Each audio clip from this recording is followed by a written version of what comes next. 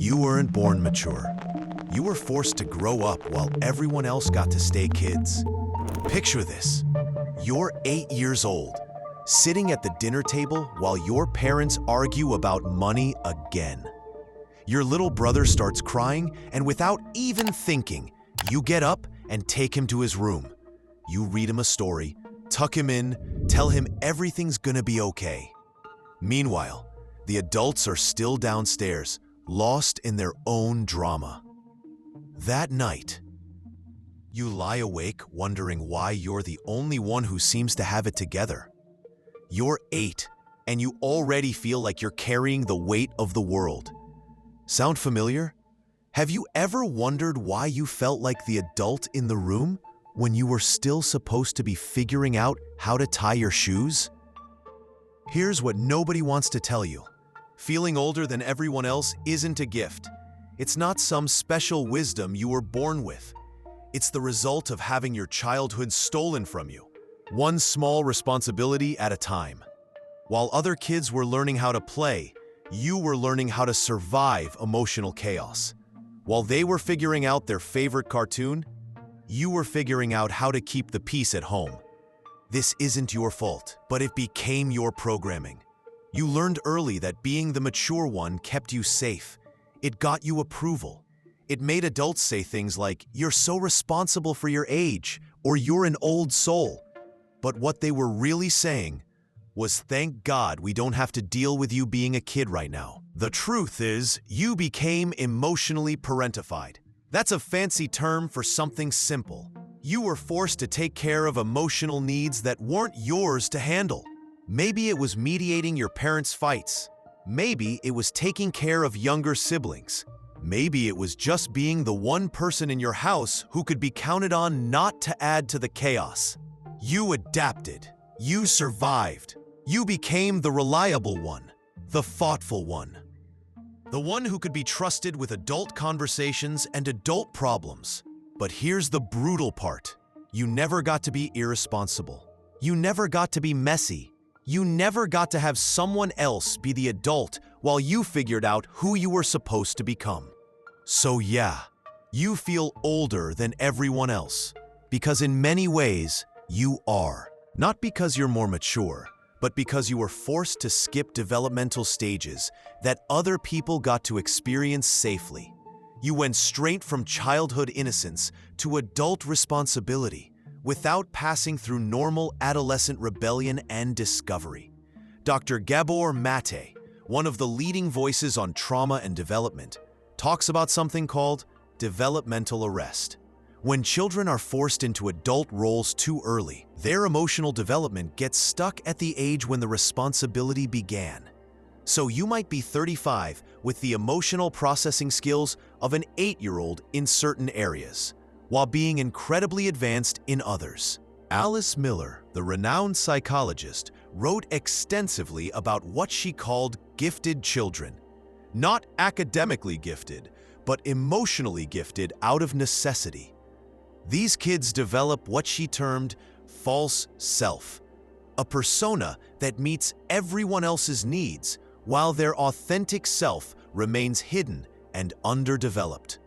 They become experts at reading rooms, managing emotions, and keeping the peace. But they never learn how to ask for what they need or even figure out what that might be. What's fascinating is that this pattern doesn't just stay in childhood. It follows you into every relationship, every job, every situation where there's emotional complexity. You automatically become the stabilizer, the problem solver, the one who can handle whatever crisis comes up. People rely on you because you're so together and so mature. But inside, there's often a part of you that's exhausted from always being the adult in every situation. The research on early parentification shows that these children often struggle with something called imposter syndrome later in life. They feel like frauds in their own success because they never learned to value themselves outside of their utility to others. They achieved, they succeeded, they became competent adults, but they did it all while carrying this underlying sense that they don't deserve to take up space unless they're solving someone else's problem.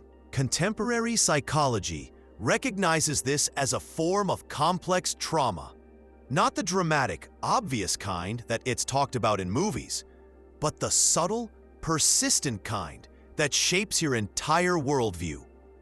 It's the trauma of being required to be bigger than you were, stronger than you should have been, more responsible than any child should be. Now, let me tell you some hard truths about what this actually means for your life. Your maturity was actually hypervigilance disguised as wisdom. You learned to read every micro-expression, every shift in tone, every change in the emotional weather around you.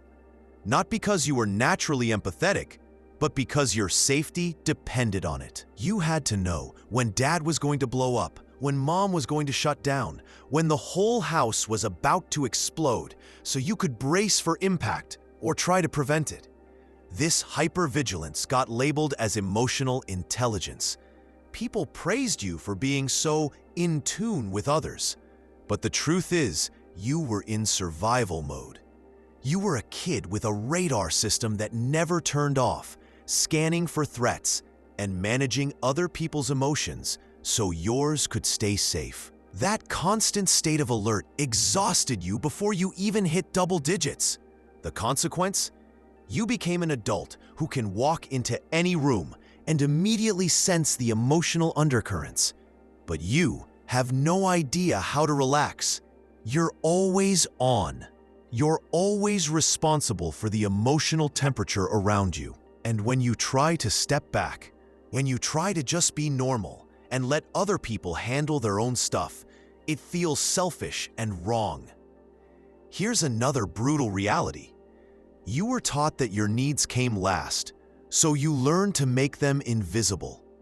When you're busy being the mature one, the reliable one, the one who has it all figured out, there's no room for your own confusion, fear, or pain. You learned to be low maintenance. You learned not to ask for help, because asking for help meant adding to an already chaotic situation. You learned that your value came from what you could provide, not from who you were. This created a pattern where you became incredibly good at meeting everyone else's needs while ignoring your own. You can spot when someone's having a bad day from across the room, but you can't tell when you're burning out until you're already in the ashes. You can solve other people's problems with clarity and wisdom, but when it comes to your own life, you're often paralyzed by indecision or self-doubt. The brutal truth is that you never learned it was okay to be needy. You never learned that healthy relationships involve mutual support. You learned that love meant being useful, that acceptance meant being perfect, that security meant being indispensable. So you built your entire identity around being the person everyone could count on, even when it was killing you inside. And here's the hardest truth to face. You're addicted to being needed because it's the only way you know how to feel valuable. This is the one that's gonna sting. You complain about always being the responsible one, always being the one people come to with their problems, always being the one who has to have the answers. But if you're honest with yourself, there's a part of you that needs to be needed. It's how you prove your worth. It's how you ensure you won't be abandoned. The thought of being ordinary, of not being the wise one, the stable one, the one with insights and solutions, it terrifies you. Because if you're not solving problems, if you're not being mature and responsible, then what are you? Who are you when you're not performing the role that's kept you safe your whole life? This shows up in your relationships as a pattern where you attract people who need fixing, people who are less stable, people who can benefit from your wisdom and stability. But then you resent them for needing so much from you. You wanted to be chosen for who you are, not for what you can provide. But you never learned the difference Because for you, those two things got tangled together before you could even walk properly. Here's what happens if you keep living like this. You become a ghost in your own life. You spend so much energy managing everyone else's emotions that you lose touch with your own. You become incredibly successful at work because you're reliable and wise beyond your years. But you're miserable because success doesn't fill the hole where your childhood should have been. Your relationships follow a predictable pattern. You attract people who need you more than they want you. They love your stability, your insights, your ability to handle whatever life throws at you. But they don't really see you. They see the role you play. And when you occasionally crack, when you show vulnerability or need support, they're uncomfortable. They didn't sign up for you to be human. They signed up for you to be the answer to their problems. You end up in this weird space where you're surrounded by people, but deeply lonely. Everyone knows the version of you that has it all together, but nobody knows the version that sometimes feels lost, scared, or just tired of being strong all the time. You can't show weakness because it doesn't fit the image everyone has of you. And honestly, it doesn't fit the image you have of yourself either. The really tragic part is that you start to believe that your authentic self, the one with needs, with fears, with moments of confusion, is somehow less valuable than the performing self. You begin to think that who you really are isn't enough, that you need to earn love and acceptance through what you provide, rather than who you are. This creates a kind of emotional prison, where you're simultaneously the warden and the prisoner.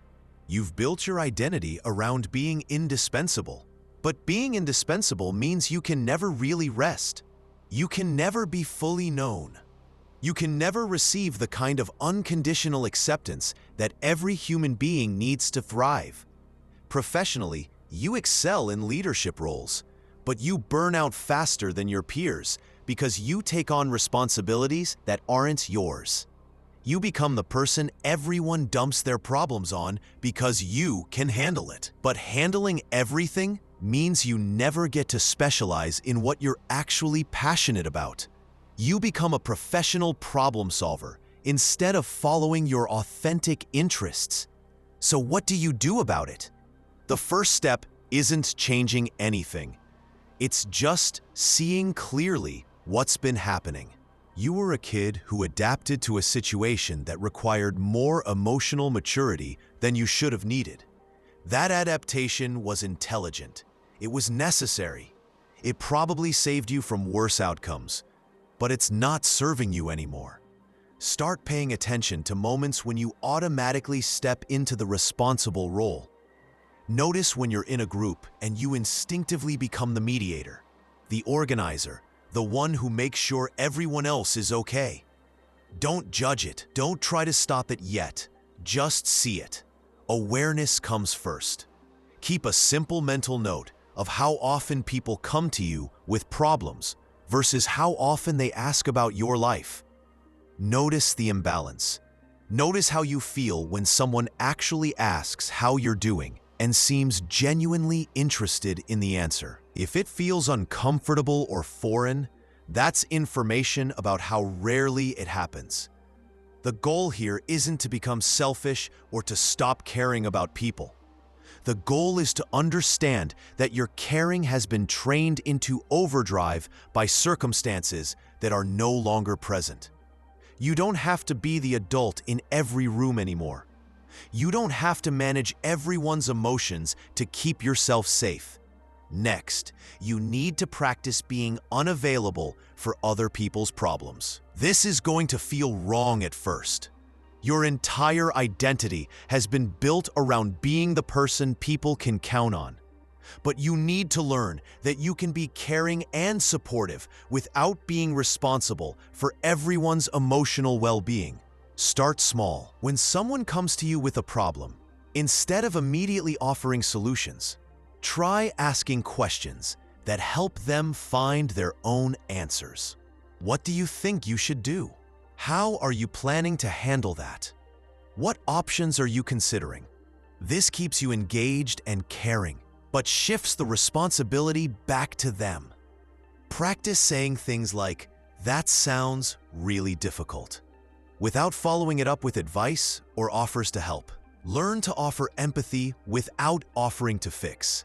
This is harder than it sounds because your brain has been wired to see other people's problems as your responsibility to solve.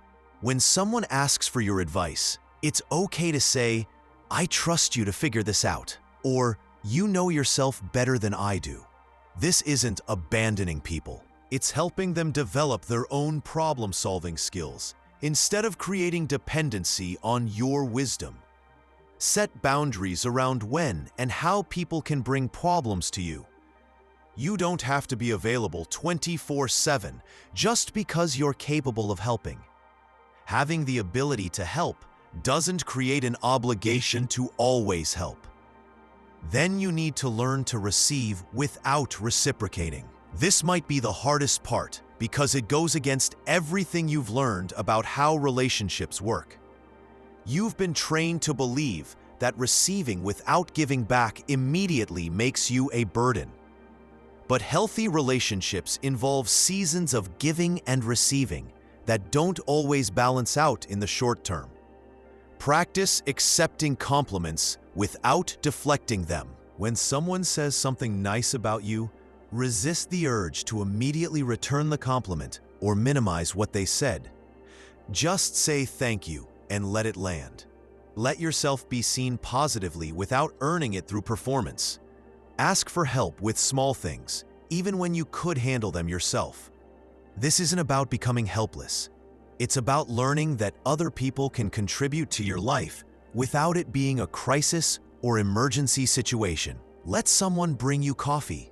Let someone give you a ride. Let someone listen to you complain without offering to solve your problem in return. When someone offers to help you, say yes more often than feels comfortable. Your instinct will be to decline because you don't want to be a burden. But the truth is, most people want to contribute. They want to feel useful. By always being the helper and never the helped, you're actually depriving others of the good feeling that comes from being supportive. Finally, you need to rediscover what you actually want. You've spent so much time focused on what everyone else needs that you might have lost touch with your own preferences, desires, and dreams. This isn't about becoming selfish. It's about developing a healthy relationship with your own inner world. Start with simple things. What kind of food do you actually like when you're not trying to please other people? What movies do you want to see? What activities energize you versus drain you? You might discover that some of the things you thought you enjoyed were actually just things you were good at or things that made other people happy. Pay attention to moments when you feel genuinely excited or curious about something. Not because it's useful or impressive, but because it genuinely interests you. These moments are clues to who you are underneath all the responsible, mature, reliable layers. Give yourself permission to be inconsistent, to change your mind, to want things that don't make perfect logical sense. You spent your childhood being rational and predictable because chaos required stability from you. But you're not in that situation anymore. You can afford to be a little irrational, a little spontaneous, a little human. Here's what nobody tells you about stepping back from being everyone's emotional caretaker. People actually start respecting you more, not less. When you stop being available for every crisis, when you stop having all the answers, when you start asking for what you need, people begin to see you as a whole person instead of just a resource. The relationships that were built on your utility might fall away, and that's going to hurt. But what emerges are connections based on genuine mutual interest. People start choosing to spend time with you because they enjoy your company, not because they need something from you. It's a completely different experience of being wanted. You also discover that you're actually more effective when you're not trying to solve everyone's problems. When you focus your energy on the things that genuinely matter to you, you have more to offer in those areas. You become really good at a few things instead of moderately helpful with everything. The most surprising shift is that you start attracting people who are actually more mature and stable than the people you used to draw in. Instead of being the wise one in every relationship, you find yourself learning from others. You get to experience what it's like to be supported, to be understood, to be cared for without having earned it. Your childhood got stolen, and that's not something you can undo. But you can choose to give yourself the experiences you missed. You can learn to be playful, to be irresponsible sometimes, to let other people take care of things while you figure out what brings you joy. Have you ever noticed how the people who seem most genuinely at peace aren't the ones with all the answers? They're the ones who've learned when to engage and when to step back, when to help and when to let others find their own way. Look, you can't go back and have the childhood you deserved. That ship has sailed. But you can stop punishing yourself for surviving the one you got. You can stop carrying responsibilities that were never yours to begin with. You can choose to use the wisdom you gained in service of your own life instead of everyone else's. The mature thing to do isn't always to be the mature one in the room. Sometimes the mature thing is to let other people figure out their own problems. Sometimes it's to admit you don't have all the answers. Sometimes it's to ask for what you need without apologizing for needing it. You felt older than everyone else because you were forced to grow up too fast. But real maturity isn't about having everything figured out. It's about knowing the difference between your problems and everyone else's. It's about being able to care without being responsible. It's about understanding that your worth isn't determined by how useful you are to other people. So here's my question for you. Are you going to keep carrying the weight of everyone else's world, or are you finally going to put it down and build your own? If this hit home, hit that subscribe button and turn on notifications. There's more where this came from, and trust me, you're going to want to catch the next one. The video that's about to pop up is going to challenge something else you probably never questioned about yourself. Don't miss it. Until then, I'll see you in the next one.